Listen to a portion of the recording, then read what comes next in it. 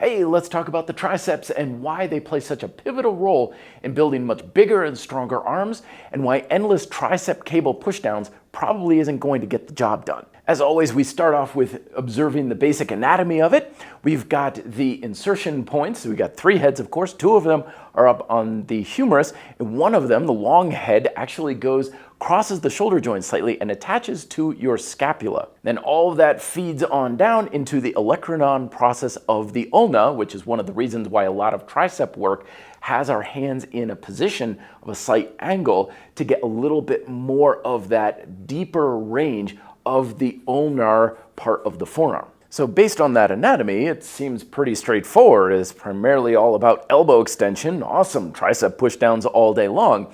But we don't want to discredit that long head, of course, attaching up by the scapula there, also plays a role in keeping the humerus packed and tight into the glenoid fossa.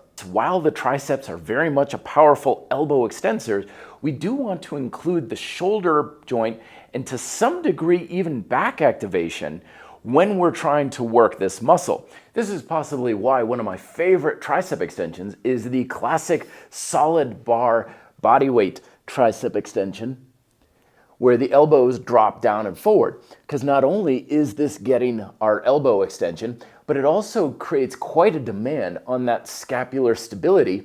And if we're all hunched up and forward, then yeah, it's gonna feel kind of tight in those elbows. But if we approach it similar to doing like push-ups or dips, keeping the shoulders kind of down and back, even if we're protracted, I'm still keeping my shoulder blades kind of somewhat packed, then it becomes extremely strong and a very powerful way to not only work the triceps, but stabilizing the entire shoulder. And you can apply this idea to tricep pushdowns as well, especially if you focus on keeping your shoulders back and packed rather than hunched up while you're doing your tricep pushdowns. Keep it almost like a bit of a back exercise. And I always like to keep the bar real close in tight, so that way it's much more of just a straight pushing down motion versus this big curving type of action, which can compromise your back stability. And is often the case, one of the most effective ways to work a muscle is in compound movements. In this case, like push-ups and dip variations, anything that's pushing the body away. And not only does this create elbow extension, but it also requires a good degree of shoulder stability and control. But sadly, I don't feel like a lot of people are taking advantage of this.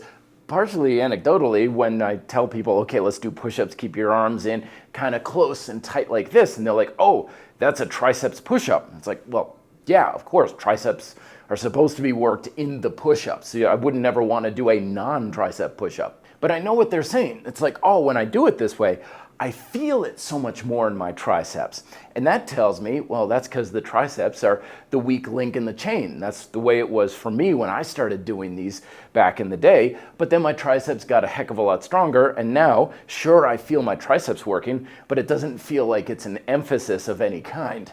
And finally, I find a lot of times when it comes to being able to forcefully contract the tricep, we get a lot of activation and tension at the end of the range of motion, which is usually the case for engaging a muscle, but we lose a lot when it comes to working the muscle in an elongated position.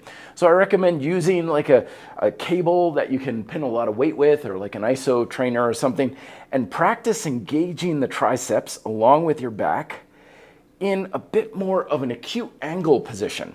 And that will teach you how to effectively engage your triceps. It'll be primarily in that long head because that always engages first.